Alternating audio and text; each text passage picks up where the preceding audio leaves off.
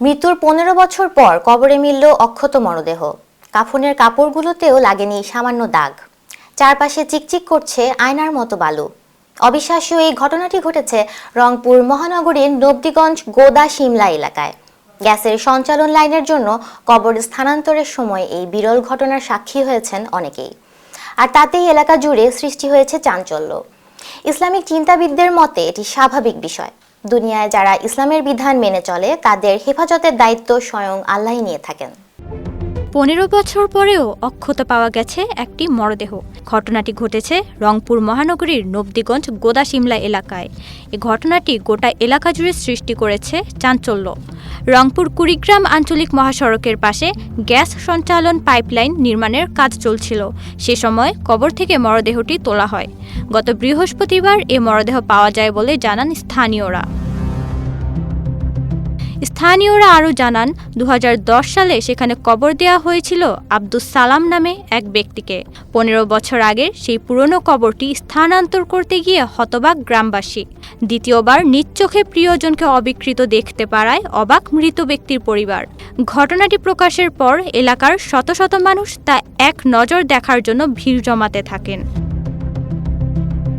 আব্দুস সালামের ছেলে মকবুল হোসেন বলেন, তার বাবা মারা যাবার দিন বাড়ির পাশের পুকুরে একাই গোসল করেছিলেন। এরপর চেয়ারে বসা অবস্থাতেই তার মৃত্যু হয়। ব্যক্তিগত জীবনে তিনি ধার্মিক মানুষ ছিলেন বলেও জানান এলাকাবাসী। কবর থেকে মরদেহ উত্তোলনের পর দ্বিতীয়বার তাকে দাফন করা হয়। তার শরীরের সবকিছুই স্বাভাবিক মনে হয়েছে বলে দাবি করেন তারা, শুধু শরীরের চামড়াটা শুকিয়ে গেছে। আরেক ছেলে জানান, তার বাবার শরীরের কোথাও কোনো পচন ধরেনি, এমনকি কাফনের কাপড়টুকুও নষ্ট হয়নি। এত বছরেও তাকে কোনো কিছুই স্পর্শ করেনি। হজে ইহরামের কাপড় দিয়ে তাকে কবর দেয়া হয়েছিল।